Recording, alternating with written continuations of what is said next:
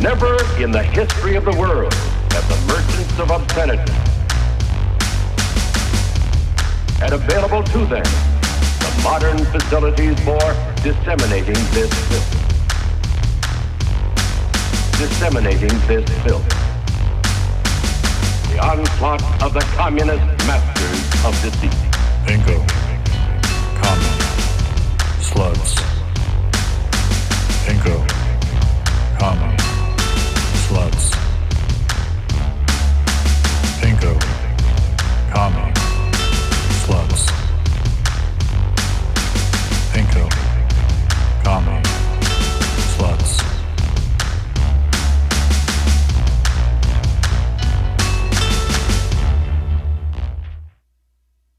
Hello, Steve is here. Yep. Marlo's here. What's up? All right, we're all here. Welcome to Pinko, Commie, Slutz. Oh, God damn it. Okay, let me grab my copy of Spectres real quick. I kept meaning to do that before we started recording, and then I got distracted and, poured myself another drink and, all kinds of bullshit. So I'll be right back. Well, Marlo will be right back. I'm glad he got his drink in order first. Oh, boy, what a week. I've just been mired in comedy drama all week. What comedy drama? You know, just comic after comic being revealed as a notorious pedophile, things like this. So you're saying comedy is like the Catholic Church? Yes, comedy this week was definitely like the Catholic Church. Or the Boy Scouts. Yeah, no, they all institutions fuck children. But if for those of you who don't know, listening, first it started off with Crystalia. A young lady came out and was like, he tried to make out with me when I was a child. I was underage. And then several other young women had similar experiences, with many showing receipts of this man messaging them after they've made him aware of their age and etc. To be fair, the original messenger was like, oh, she's 17. And okay, that is a crime and all. It's the closest to being adult you can be. But the dude certainly has a fetish for the idea of someone being underage. Oh, yeah. It was a whole mess this week. I got into it personally with Neil Brennan, a Chappelle Show co-writer fame, Neil Brennan, who couldn't deal Defends pedophiles. Well, he couldn't deal.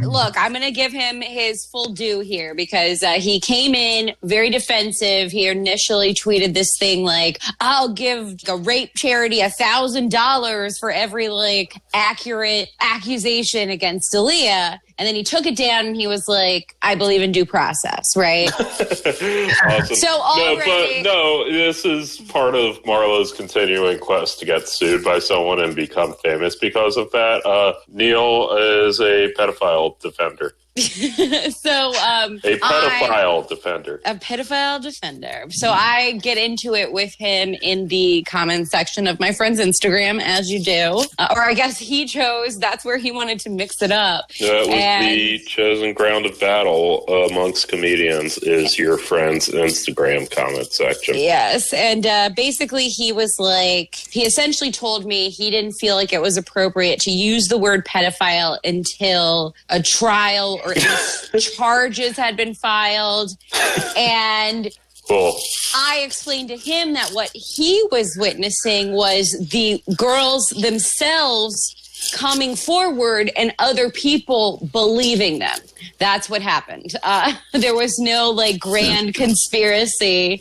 I mean, this, I will say, was delayed because I fucking hate Crystalia. I was not privy to any rumors in this area, but I did know he was a fucking, he's like a fucking TV producer's kid who got him into the biz. He's a fucking rich kid and, I've never heard of the motherfucker. His Did you ever meet him? No. But I have plenty of friends who have. Nobody I know has. I will just say the various mentions of R. Kelly from Chappelle's Show have not aged well. Yes.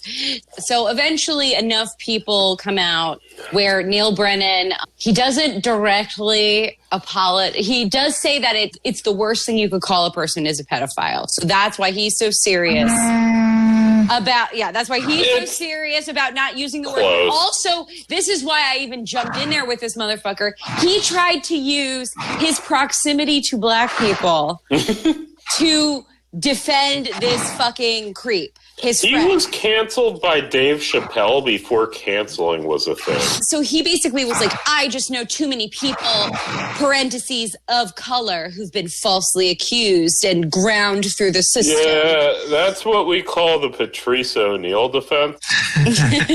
Where it's like, oh yeah, I guess To Kill a Mockingbird is a book I've read once. So basically, I was like, okay, that's really fucking whack. Dilly is not black. Everyone who has ever been accused of rape is basically Emmett Till. Yeah.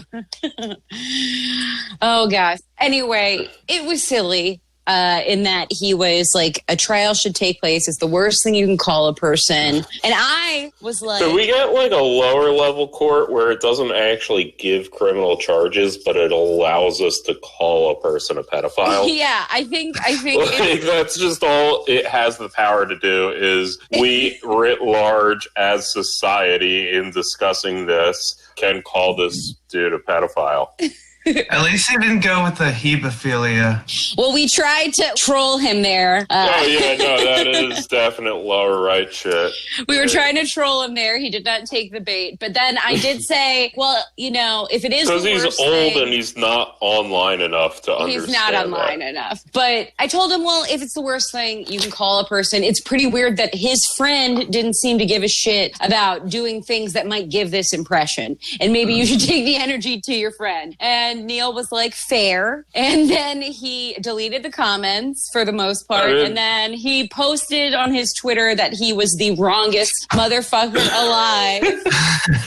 So I'm going to take that win. It's super not hard to not consistently have a pattern of hitting on 17-year-olds and clearly being turned on by the fact that they're technically underage. Oh, I don't know. The worst thing about the text messages, it wasn't like they were like particularly explicit. It was like how Crystalia was trying to mimic teen speak. He was like, OMG, LOL, like we should make out. And I was like, oh God, how gross. Like, ugh. Also, I just want to go on record and say I know far more Crystalia hitting on teenagers than I know of a single Crystalia comedy bit. I have never heard of this person until I found out he was a pedophile. I will tell you, like, there are just some particular people that I just don't like for no particular reason that I can consciously deduce. Oh yeah, it's like I've had so many female friends who like had a dog that would just bark at certain dudes, and they would like swear by that as like almost as much as like chicks are stereotypically into like Zodiac and whatnot, they would swear by their dog's ability to suss out a dude. Yeah. Yeah. So yeah, I always had a vibe about him anyway. So, but I think it's interesting that so many people, the tide has turned because I feel like so many people were eager to be like, oh, maybe it was just these messages and he's never actually done anything, which I don't give a shit about. Like, you're a fucking creep who is on purpose messaging children and like at least making them feel weird. Yeah, like, and at least also like literally being turned on by the fact that they are technically legally underage. Like that is a clear fetish from this pattern and messages. And then it's not just like, certainly there were girls that were like, OMG, I'm such a fan, that he like exploited. But there were several girls that he messaged out of nowhere. And like, I don't know, man. I just think that is a troubling thing. I say normalize telling your 30-something friends that I don't think it's cute that you brought 18-year-olds somewhere. Yeah, no, I actually, not to brag or whatever. No, I recently, I met someone through DSA and, we're talking and whatever, and she mentioned, oh, yeah, she's 19. And I was like, oh, never mind. Because, I don't know, it's kind of weird to me. What is happening? That is the fireworks going off in Williams. Jesus Christ. Oh my God, that's a psyop, dude. Yo, yeah. We're no longer trying to be Cumtown. We're now going to be Troodon. Are you up on this fucking psyop with the fireworks? Yeah. Yes, I have heard. I don't quite understand why. Well, the point is there's fireworks make a noise, and that is a nefarious plot. They've been going nonstop. That is what they did to Noriega, dude. Plus the band AC/DC. Have they been playing AC/DC on loudspeakers? Because that would be a psyop. No. But actually, do with the drummer trying to kill somebody? No, and also I'm incorrect. No, the most famous thing from the Noriega arrest, which this brings us back to the lore, was Welcome to the Jungle. Oh, well, I know a lot about that. Oh, do you? But, is no one else familiar with the Noriega arrest? No. Seriously? This is lightly. I am aware of it in that it is referenced by others. Okay. But the actual event, not as much. Oh, yeah. No, it's totes fucked up. Okay. Yeah, no, there's several.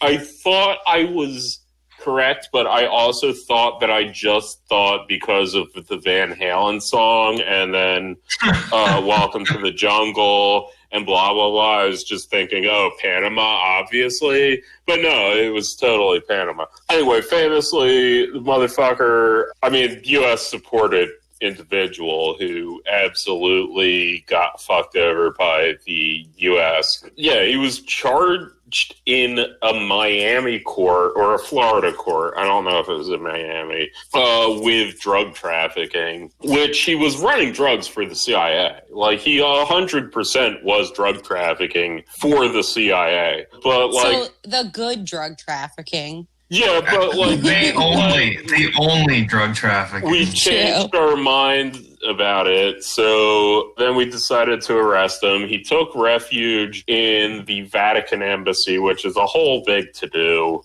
if you're to storm that. And so then we played enough Guns N' Roses until he surrendered. Yeah, it was a thing.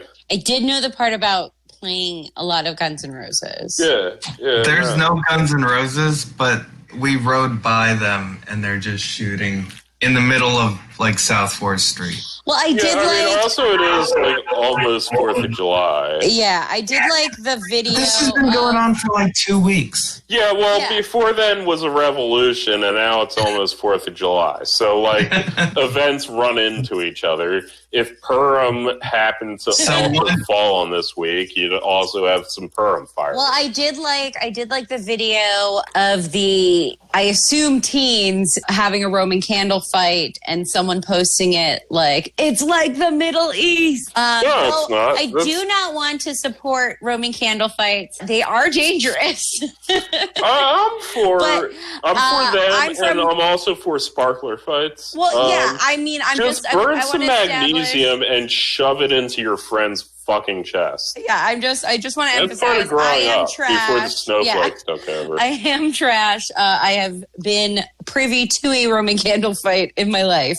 I just want everyone to know. As a child, I was the one being this is dangerous. Yeah. But I get it. It is fun. It is not the Middle East. This is 1950s Americana, where these fucks say they want to go back to.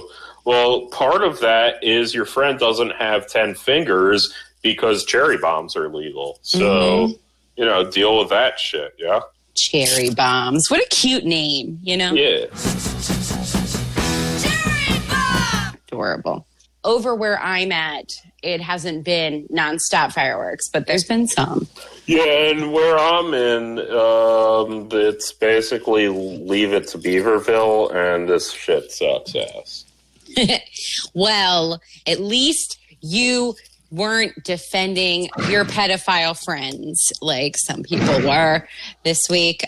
Again, I should give Neil credit. He did admit to being the wrongest man alive. I think, in fact, twice, because it came to everyone's attention again, which I posted about in October, that Jeff Ross, the roast master himself, is also a fucking predator. Yeah, he is. And Jeff Ross, if you have issues about that, sue us. Name us in your lawsuit. Pinko Commie Slutz. Yeah, and wear that weird cornrow getup that you wore to the one roast that no one was like. Yeah, Jeff Ross is the shittiest fucking comedian. You can only be an ugly dirtball. You can only be an ugly dirtball if you're not actually a dirtbag. Like Dane Cook is a better comedian than Jeff Ross because Dane Cook at least served a purpose. Well, at least Dane Cook made it legit when he dated his underage girlfriend. Yeah, holy shit! This goes back to my Dane thing Cook where currently lives with a woman that he knew since she was 15, and they moved in together a month after she turned 18. Which I don't give a fuck how legal it is. Use a creep, and why are you still wearing flared jeans, Dane Cook? I came up with a parody name for Dane Cook. Is it Dane Cock? No, it's Dankfoot. I like Dane Cock. Or Dane Cock. What about that works. Dane Cook? Oh, shit. Okay, Bunny wins. Remember when Matt Taibbi was a cool guy? Yeah, remember 2004 when you hated George W. Bush and your boomer parents had a fucking subscription to the Rolling Stone? And it never went away. It's still showing up to my parents. No, everyone has a subscription to Rolling Stone. That's just a rule. And everyone, I tried to cancel it. There is a giant fucking Matt Taibbi article with those illustrations that were in Rolling Stone that is the general smart douchebag magazine illustration caricatures that have been going on since Huck in 1874 of just basically a Bugs Bunny caricature of Tojo, but it's been updated to Kim Jong-un. And George Bush, back then it would be Kim Jong-il. And George Bush would be a fucking chimpanzee with big ears and a monkey tail going, ooh, ooh, ah, ah. What's this big red nuclear button? Let me push that and fuck us in Iraq or whatever. And you'd have this Matt Taibbi article that would be awesome. You'd read it and it would be and then he'd go on Bill Maher. Yeah. And you're fucking son of a communist German immigrant grandfather would be going hey, did you see Bill Maher? They had some fucking guinea on it. Or whatever, because he doesn't know what ethnicity Matt Taibbi is. Who does? But, who does? I would like that to canonically remain a mystery. I'm going to go Turkish and tie it into the rest of the shit. Yeah. But anyway, Matt Taibbi was the thinking man's Michael Moore back in the mid-2000s. He was the No, he was the text Moore. He was the text Michael Moore. No, that would have been Al Franken with his release of the book Liars and the Lying Liars Who Lie, or whatever. Lies and the lying liars who tell them. Yeah, whatever the fuck. Yeah, I did own that book. I absolutely own that book. I own Dude, Where's My Country? I was given as a Christmas gift The God Delusion by my mom's high school friend. Nice. And I never fucking read it because even in 2004, I realized New Atheism is fucking stupid. I will say though, caveat, Hitchens' God Is Not Great was surprisingly good. I've never read that. I've read it's a really good just deep dive into some historical shit. Like, yeah, he doesn't, I don't give a shit. He doesn't really preach very much, like about his fucking whatever. Also, I do always appreciate a specific Mother Teresa contrarianism, because fuck that bitch. Yeah, okay, fine, but like. Hitchens did that once back in like 2002, and then we don't need to hear about it again. I don't. Oh yeah, it's his post. Oh yeah, what if Mother Teresa was bad? Okay, got it. We did it. I'm also on board. Gandhi. Yes, Gandhi sucked ass. Mother Teresa sucked ass. Also, the people from Wild Wild Country, that documentary, there's a whole chapter about them, and God is not great. Yeah, I would actually, from a Marxist-Leninist standpoint, figure them into my insane ideology as being nat-lib, basically third worldist freedom fighters against the bullshit labor aristocracy that was that bumfuck town they moved to. Anyway, all those people deserve to have salmonella or whatever. But yeah, anyway, so Taibbi, he wrote an article. Picture for the article was a bunch of ostriches burying their heads in sand because, you know, we no longer have cool artists who can do Rolling Stones magazine art anymore.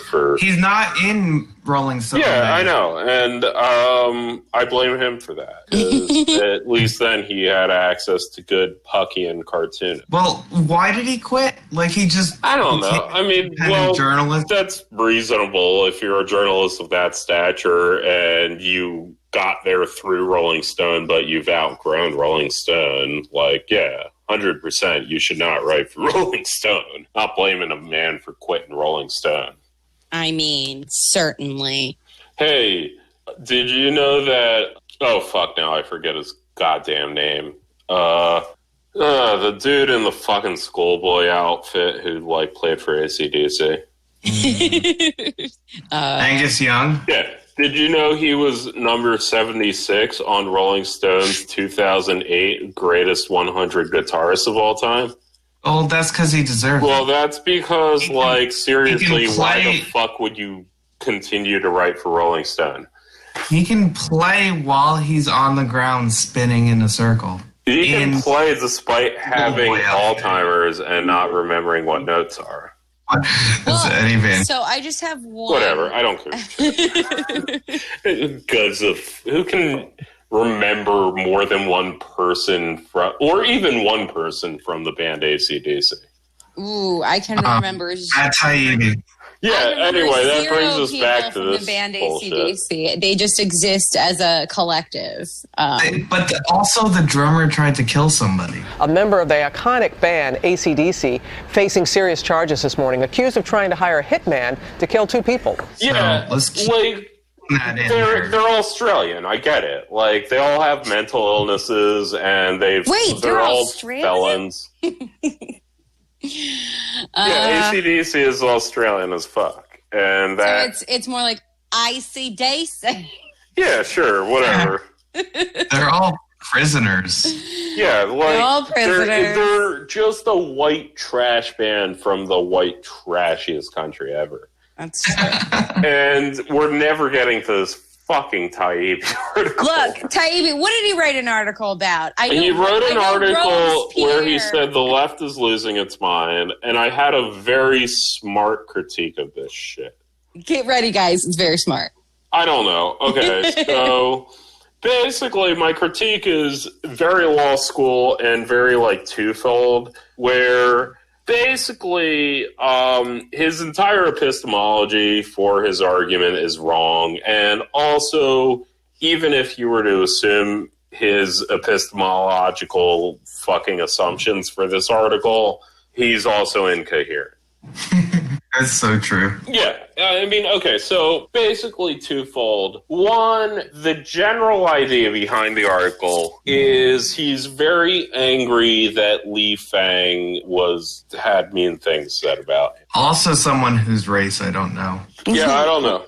I mean, I assume Fang is from Transylvania as a last name. I like that joke. Thanks for laughing at it, Bunny. Fuck you, Look. Steven. I just got it. Yeah, okay, cool. But basically has this very liberal epistemology that like kind of assumes this democratic consensus based reality. Like basically his point is high level executives in mainstream media outlets that are surviving this like fucking 20-year tumult of just anyone who can have an internet connection as a journalist. There's like these few fucking elite institutions that manage to be considered the like truth bearers. Within those organizations, people who are paid $750,000 a year to manage that are getting in trouble for publishing articles that a few people find are like annoying, is basically the summary of the article. I don't know. So within that, he has this critique that basically is premised around the idea that if enough Americans agree in opinion polls with a position, you shouldn't get in trouble for publishing an article that supports that position. I don't know that that's the best idea. But then within that, he names essentially the Send in the Troops op-ed in the New York Times, Lee Fang publishing, like, Why Don't We Talk About Black on Black Crime? And finally, the Philadelphia Inquirer running the headline, Buildings Matter Too. And spoiler alert, they do not.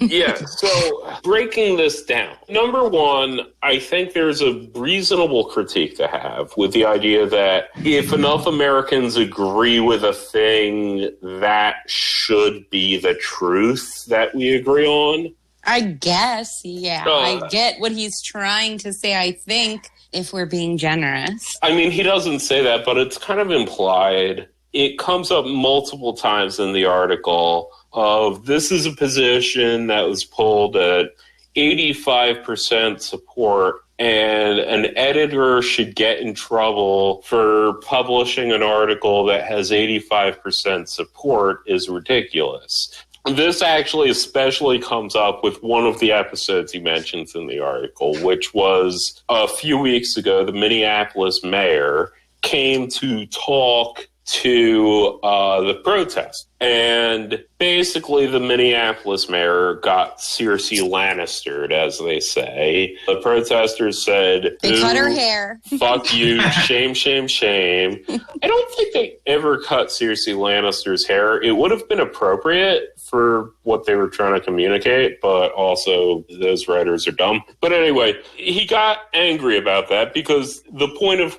contention was the Minneapolis mayor was talking about police reform, and the protesters, by and large, wanted to abolish the police, which is an admittedly bear-supported position in this country. But the mayor was talking to a protest. The mayor was not running for fucking re-election. The mayor was not giving a stump speech. The mayor was talking to a vanguard, by definition, group that was pushing for something that was beyond simply reforming the police. And honestly, why shouldn't they use their power of outnumbering the mayor to make their position known? The idea that they should somehow defer to national opinion polls makes absolutely no sense. The mayor chose to talk to the protesters. The protesters had a consensus opinion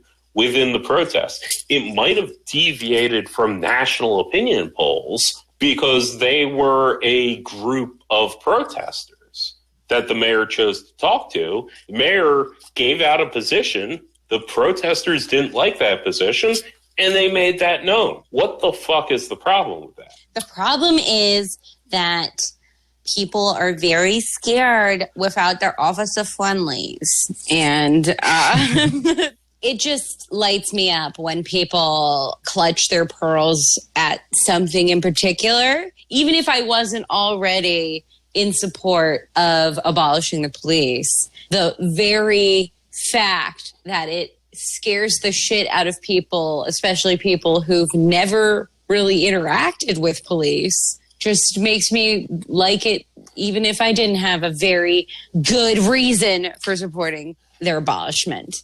I just think that there's a lot of liberals and light leftists and whatever who can dress up that same fear of not having the police around.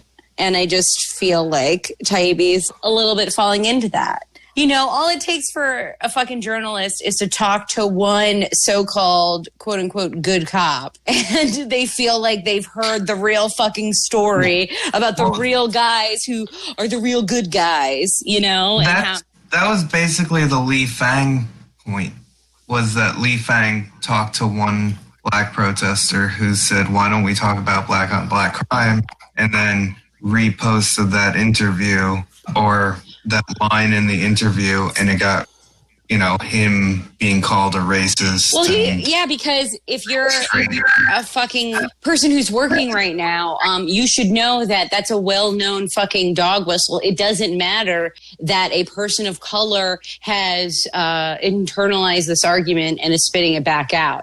Like, that doesn't make it worthy of discussion alone. And it's like, is this everyone's first time talking to non-white people? Was everyone under the impression that everyone's in line and thinks the same exact thing in cohesion, and nobody like deviates off into any fucking distractions? Because that's what the fuck a black on black crime argument is. It's a fucking distraction, you know? Okay, so to move on to the second part of my idea of even accepting his premise of we should derive the truth from a fucking Gallup poll, he does a terrible job of applying this to his point. So here he's talking about the Tom Cotton Send in the Troops article. And he says, Cotton did not call for a military force against the protesters in American cities. He spoke of a show of force to rectify a situation a significant portion of the country saw as spiraling out of control. It's an important distinction. No, it's fucking not. No, it's not. Who gives a shit Like, what is a show of force if not a use of force? What do the opinions of people who may not be connected to the situation at all matter? Even assuming that matters. Even let's assume that a significant portion of the country gets to decide the truth. There's not a significant distinction between a military force against protesters and a show of force. What is a force is necessarily against a thing. You can't have force in the abstract. Force is against something that is inherent to force. It's in relation to the protesters.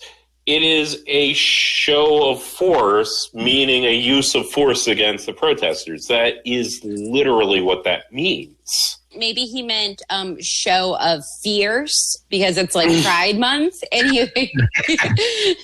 okay, it was stupid. And then he goes on to use the percentages. Right. A Morning Consult poll showed 58% of Americans either strongly or somewhat supported the idea of calling in the U.S. military to supplement city police forces. And that survey included 40% of self-described liberals and 37% of African Americans. Right.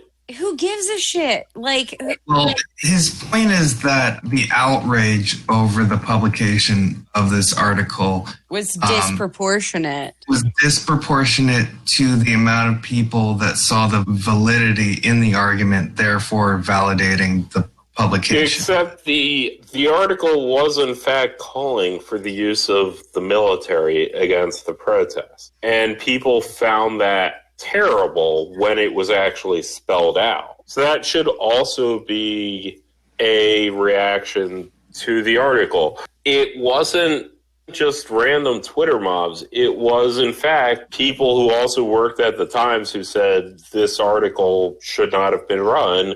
And lo and behold, it was like a fucking 20-something who ran the article, who was then reassigned or fired or whatever. He's defending, like, the thinnest levels of standards. It just seems like unnecessarily personal. Someone like Matt Taibbi is obviously aware of the landscape. I don't think he is, though. That's something I would push back. I mean, I guess this does make me question it. My previous impression of Matt Taibbi would tell me that, oh yeah, he's got a handle on this somewhat. I mean, for someone who's made his name, I know Matt Taibbi from the Iraq War. I know Matt Taibbi by being a kid in high school who was in a very conservative white suburb, who most of the people I interacted with had Republican parents and just spat off their, like, fucking talking points. And I had liberal fucking parents, and I spat off their talking points. But Matt Taibbi was a dude that I read a lot. I was, like, a little, like, fucking classic rock nerd in high school. And my parents had a subscription to Rolling Stone.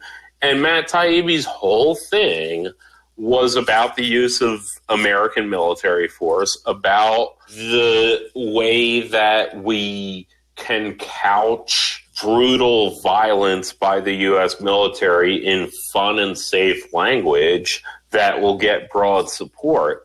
And now to hear him just going off about how, oh, it's not the use of force, it's the show of force. Like, what the fuck, dude? Yeah, like, what kind of distinction is this? And also to real quick, because, like, Felix had this fucking tweet, to real quick, like, address the defenders of it, of, like, oh, yeah, ain't the U.S. media hyperbolic a bit?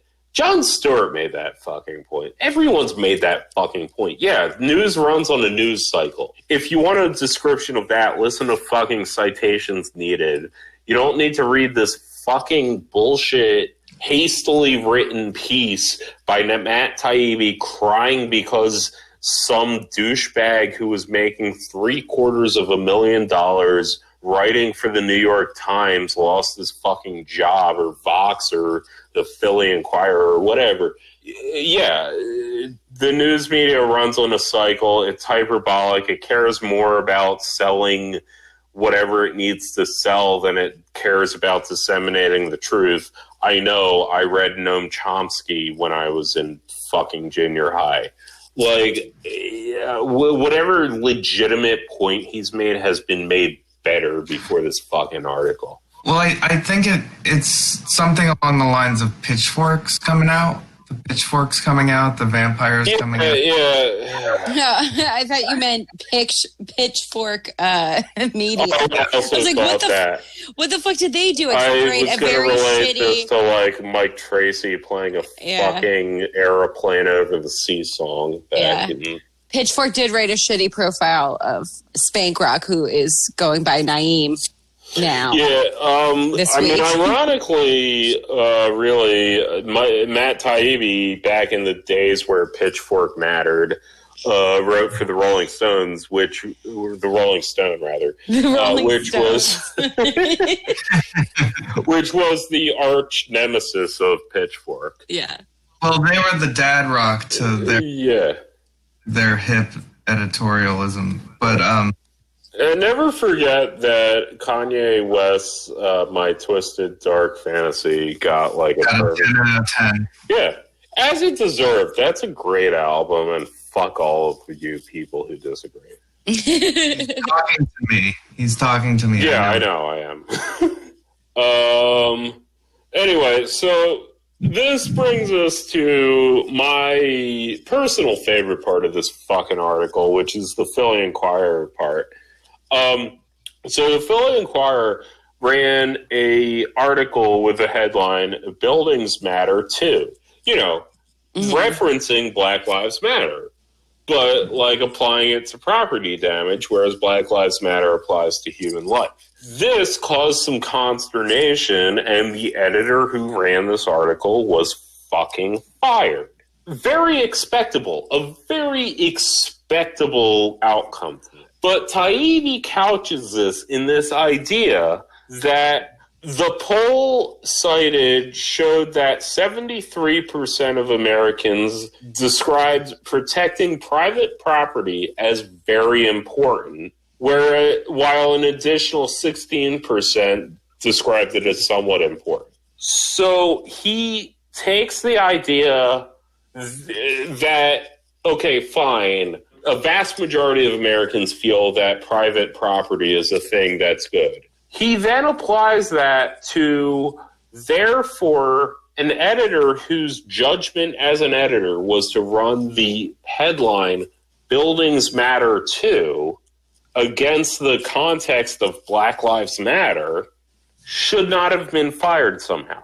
He doesn't have a poll saying a majority of Americans say the headline Buildings Matter is an appropriate headline. He just extrapolates from the idea that a majority of Americans feel that property rights are a thing. Therefore, an obvious play on the phrase Black Lives Matter should be okay. And that's his entire point. It's so stupid because he himself goes on to say, would I have run the Inquirer headline? No. In the context of the moment, the use of the word matter especially sounds like the paper is equating Black lives and buildings. Yeah, that's the fucking that's problem. The whole point. That's he wouldn't have That's said. why the person got fired. Yeah, and he wouldn't have fucking used. He wouldn't have said they matter in any other context. It's not like a natural thing to fucking say. Matt Taibbi makes this point where he understands what the issue was, but he concludes with, how can any editor operate knowing that airing opinions shared by a majority of readers might cost him or his or her job? That's not what the editor did. The editor ran a headline that purposely invoked the phrase Black Lives Matter to subvert it to a reactionary end. That's what the editor did. They did that on purpose. They did that because they thought it would get them more clicks. It got them fired instead. That's fucking life. The editor didn't run a headline saying people like private property and private property is good. The editor ran a purposely troll headline and got in trouble for it. It's almost like it was incredibly insensitive. And that's what people reacted to, and not some convoluted rationalizing about how lots of people are worried about buildings. And this is where I'm trying to draw this line of separation, where even assuming his premise that let's assume that a poll saying property is a thing that should exist is supported by 90+% of Americans. Let's assume that means, therefore, property ought to exist. Let's assume popular opinion actually makes truth and property should exist. That doesn't extrapolate to running the headline, Buildings Matter Too, shouldn't get you fired. Yeah, it's like Matt doesn't know anybody died. Except then the next paragraph, he even fucking spells out what the issue is.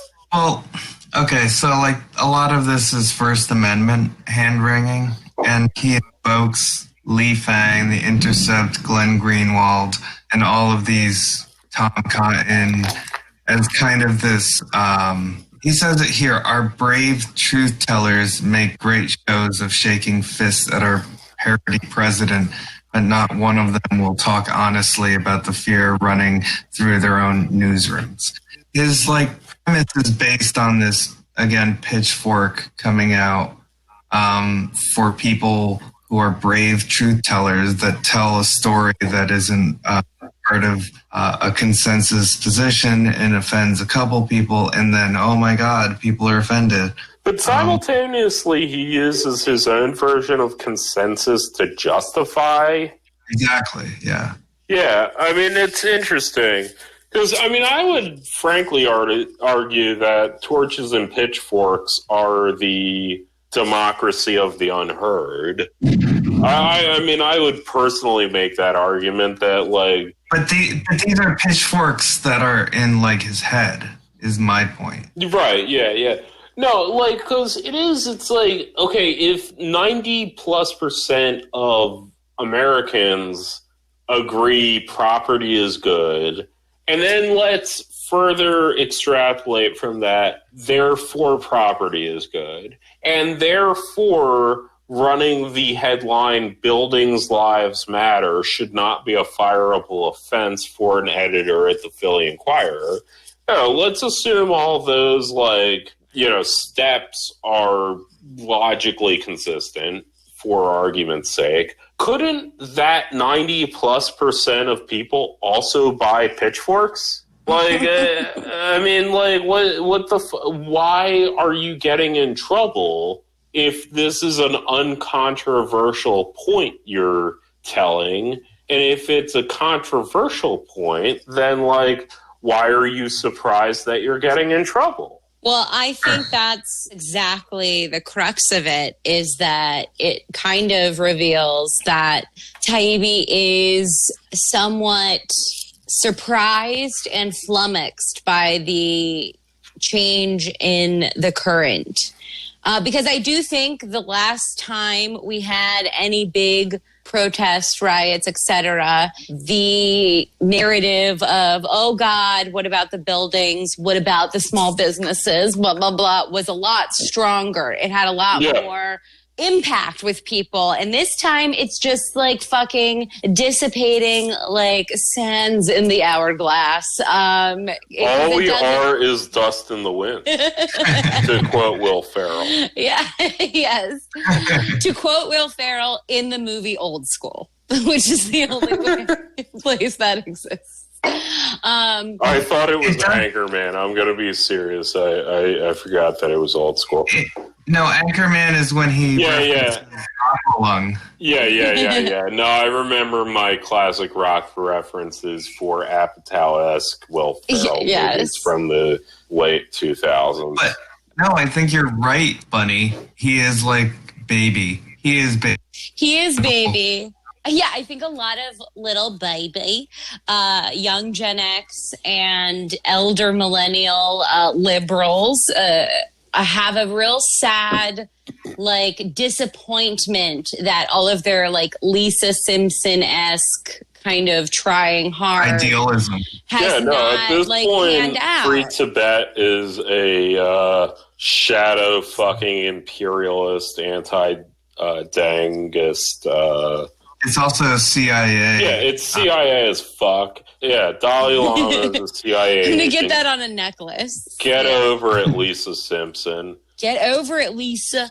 Well, and you know who freed Tibet? Fucking Mao Zedong freed Tibet. From the, like, goddamn neo-feudal, theocratic, Lama-based aristocracy. It is that. What were you saying, Bunny? Sorry, take all what I just said seriously. That's what I actually believe. Go on, Bunny. No, I do see this thing happening where people who are a little older, a little bit more comfortable, but heavily identify as liberal, they're having a really hard time with the more radical aspects of what's happening right now. Especially, they're having a hard time with people's general comfort with those radical aspects, because there are so many people who can't get to the point where I think the state should know that we, the people, will burn down at least 3 buildings per human life taken by the state. And that is the bare minimum. Like, I don't think there's anything ethically wrong with saying something like that, because human life is superior to any property, even my most favoritist property. Which I don't know what my most favoritist property would be. But I'm just saying, Animorphs would be my favorite intellectual property. Well, that is a good. She's giving it out for free, and but she's not a TERF. She is not. But I will real quick say that one of my least favorite 19th century leftist theorists would be Joseph Proudhon. And I recently rewatched Young Karl Marx on Amazon Prime. And honestly, if you're going to watch it, just watch a legal version. Like, just pay for it if you have to. Like, because it's such a this was filmed in 4 different languages movie that you don't want an illegal version of it. You just want to, like, just pony up the fucking money for that movie. Wait, are you advocating for paying something? Yeah, I'm advocating for getting a fucking Amazon Prime subscription just to watch the Young Karl Marx. That's 100% pay Jeff Bezos in order to watch a biopic of Karl Marx from the years 1844 to 1848. Anyway, Proudhon is in that. Proudhon is absolutely someone who should be guillotined as a counter-revolutionary. And my favorite quote in all of classical leftism was by Joseph Proudhon, which was, "I dream of a world where I will be sent to the guillotine as a counter-revolutionary." And not enough people take that to heart. That is Taibbi's problem, is I remember revolutionary Taibbi. I remember the year 2004 and reading Taibbi articles and going, God damn it, fuck George W. Bush. We gotta elect John Kerry. Yeah, absolutely. And Taibbi was the fucking red flag waver of that vanguardist movement. And now Taibbi needs to die. And he should accept that fact. Yeah, he should get on TikTok and let the zillennials roast him. He should march proudly onto the guillotine and shed a tear because the world that he fought for finally came to fruition, and now he needs to be fucking beheaded so the people who can fight for a better world than that can start to fight. Yeah, he you either die a hero or live to blah, blah, blah. You either die a hero or you live long enough to see yourself become the villain. That's right. Live to, watch the world burn. How does it go? I don't fucking know. I'm pretty sure that was from, like, a Chris Nolan Batman movie. Yes, they're both. I'm referencing the other part. All right, we were no way getting to Derrida in this, but also I had this whole fucking, like, Philly accent Derrida thing. I have a post-apocalyptic Philly versus Baltimore pilot that's called Water Wars. Well, what a watch. But, that's the whole. Yeah, you guys. Have you ever heard of deconstruction? His brother Derrida thought of it. Anyway, I was reading Sketches of Marx, and Derrida says that the Jawn is out of Jawn. Is this Tom Petty? Yeah, well, you know what? Like, I retreat to Tom Petty when I'm trying to cover the fact that I don't actually know how to do a Philly accent. I think that was a Tom Petty doing a Bob Dylan. Yeah, whatever. Philadelphia accent is Philadelphia. Philadelphia. Well, I do know that Derrida would be pronounced Derrida. Derrida. Yeah, it would be like, man, all these dirts like Derrida. Yeah, no, it would definitely be Derrida. And yeah, you guys, have you ever heard of deconstruction? I think is pretty fucking solid. And also, I do like the phrase, the Jawn is out of Jawn. That I'm going to defend.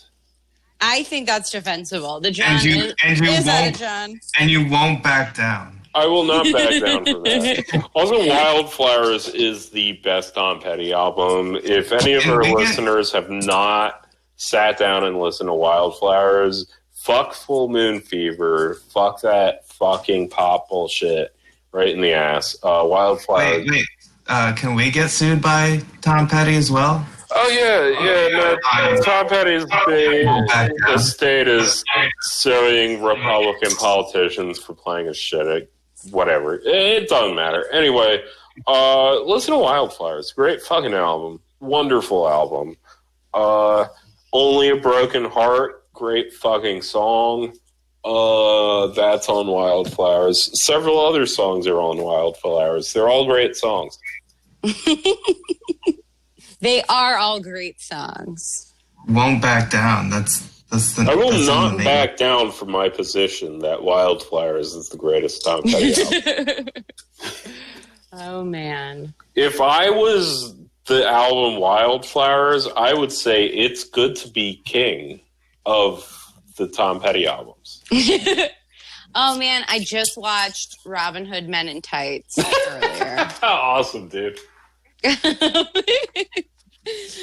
I like to watch something like Robin Hood Men in Tights and then tell my boyfriend that they're referencing other Mel Brooks movies that he hasn't seen.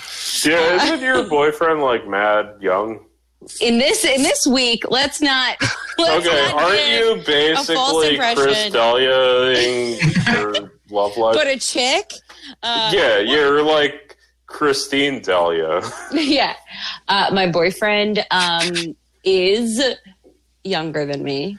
To be fair, I'm also true. Younger than you, and I'm pretty sure your boyfriend is like my age or some shit.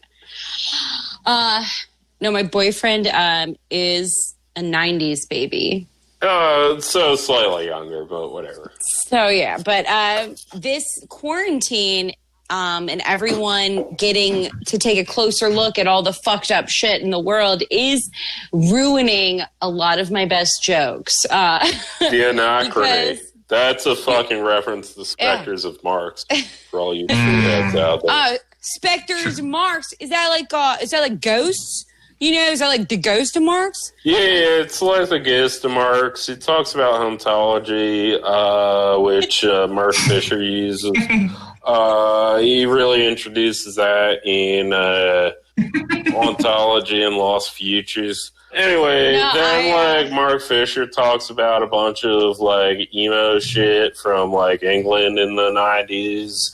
Like fucking like just fucking like jungle ass drum and bass. Anyway, yeah, no, I got a whole character in the works. It's I like it. Great. I'm gonna work on a similarly inclined Baltimore philosophy character. Yeah, no, Baltimore. it's gonna be like basically the same accent, but you're gonna say hun. I'm gonna say hun, and I'm gonna be like, you know, I gotta go to the ocean. I'm gonna hit them O's real hard. Yeah, no, we all say O's, like, oh no, I gotta go home. Oh, no. I gotta go to my home in Ocean City. Yeah, no, that's great. We even both have an Ocean City. It's awesome. I know, like, except our Ocean City is like mad trashy, and your Ocean City is like mad classy. So, yeah, no, our Ocean City was like founded by the Methodists. You know, back in the like early 1900s, everyone thought that like breathing in like ocean air would like cure your tuberculosis. It didn't, but the Methodist Church like just bought up a bunch of land there. Yeah. I was just down there. I was in Delaware. Oh, okay. The land of the Biden. Yeah. Land of the Biden. Land of the tax shelters. Back in the day, a man named Wilmington founded a ton. And they call it Wilmington. All right. Oh, boy. All right, fuck it. Yeah, let's go to sleep before I get alcohol poisoning. Don't do that. Anyway, work on your character. Yeah, we'll talk Derrida next week. Derrida next week. Try to bully Matt Taibbi if you get a chance. Yeah, no, fuck internet. Matt Taibbi. He's stupid. He's stupid. He probably thinks he's a Ravenclaw. Yeah, anyway, like, seriously. Also, if you can find out Matt Taibbi's ethnicity, I'd be interested. Yeah. Is he Turkish? I don't know. Yeah.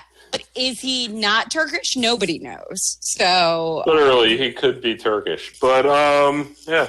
He is Filipino.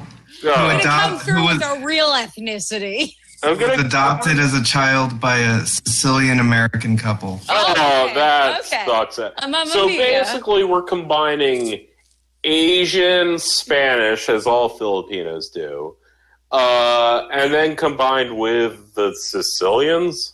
My car got hit by a Sicilian. They're a dirty fucking car-hitting people. Yeah, man. They're going to take care of it. They're going to take care of it. Yeah, no, that just means they'll, like, murder you. That's what the Sicilian means when he says he'll take care of it. Oh, man. I guess I shouldn't go get my car fixed. Anyway, I got a big jar of Gardeniera in the fridge, and I'm about to, like, chow on that shit. That's right. Chow down. Chow down. Like Noriega.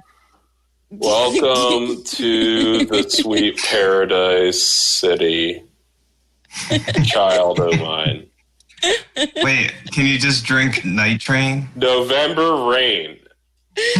Anyway. All right. We're done here. See you guys next week. See ya. Bye.